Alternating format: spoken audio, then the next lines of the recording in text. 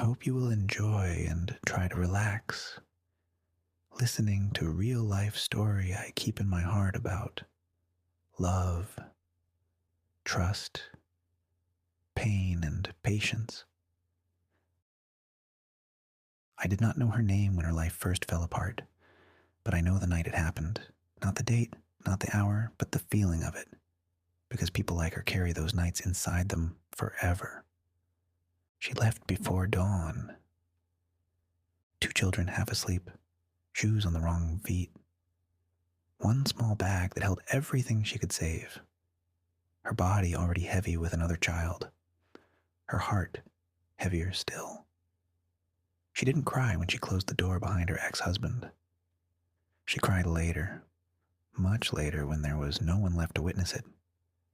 He had taken enough from her already.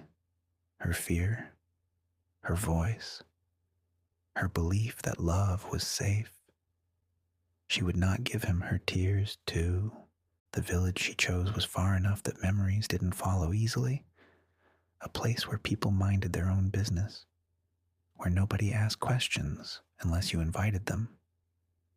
The house was small, old, and smelled of damp walls and cold nights. When it rained, water crept under the door like an uninvited guest. When the wind blew, the windows whistled as if mocking her choices. Money disappeared fast, faster than a hope. There were mornings she woke up already tired. She worked while pregnant until her back burned and her legs trembled. She scrubbed floors for others, carried firewood, cleaned barns, picked fruit until her fingers split. She learned to smile when people paid her less than promised, learned to nod instead of argue, learned silence the hard way. Her children never knew how close hunger came.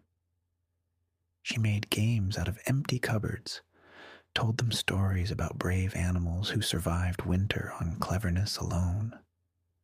Sometimes she laughed with them so convincingly that she almost believed the laughter herself. Almost. Then the baby came. A small, screaming miracle, born into a world with no safety net. She held that child in her arms and whispered promises she wasn't sure she could keep. There were nights she rocked the baby while tears fell onto its blanket. Not from weakness, but from exhaustion so deep it felt like drowning. The sheep came later. She saved for months, coins hidden in jars, change tucked into old socks. When she finally bought that one sheep and one ram, people laughed quietly behind her back. "What can that do for you?" they said, but they didn't understand. Hope doesn't need to make sense to survive. That sheep was stubborn, the ram aggressive. She learned fast, sometimes the hard way. One afternoon, the ram chased her across the yard, and she ran, laughing and swearing at the same time. Belly heavy, children cheering like it was a circus. She tripped, landed in the dirt, and laughed so hard she cried because, for once, the tears weren't from pain. Sad moments never disappeared, though. Winter took one lamb. She buried it herself while snow soaked her sleeves.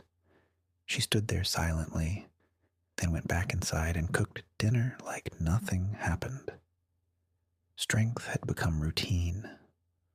Her loneliness grew in quieter ways. No one to fix a broken door, no one to share decisions with, no one to hold her when the memories crept in at night. She didn't want a hero. She wanted a partner, but wanting felt dangerous, so she buried it under work. That's when I showed up.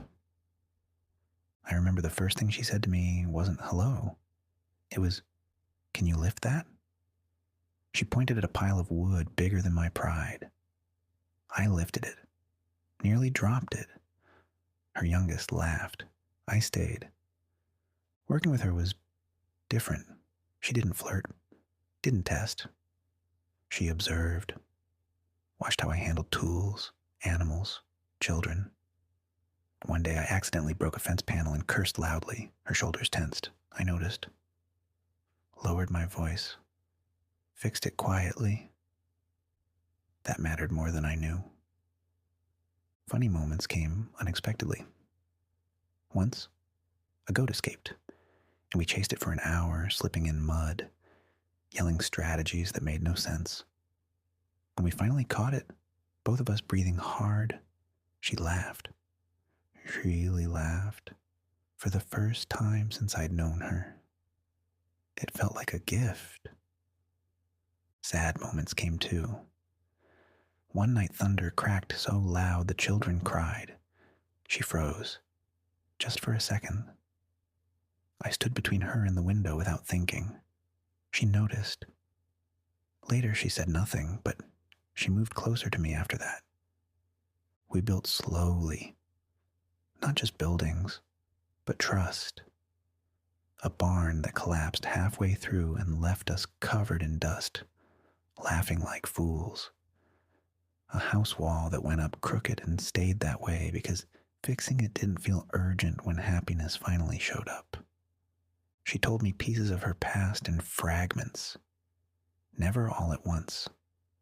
I never pushed. Love doesn't demand confessions. It earns them. The children accepted me one by one, first with questions, then with jokes, then with quiet reliance. One night the oldest asked if I'd be there in the morning. I said yes. He nodded and slept peacefully. I carried that moment like a medal. The day she finally took my hand wasn't dramatic. We were tired, dirty. The sun was setting. She reached for me like it was the most natural thing in the world. And maybe, by then, it was.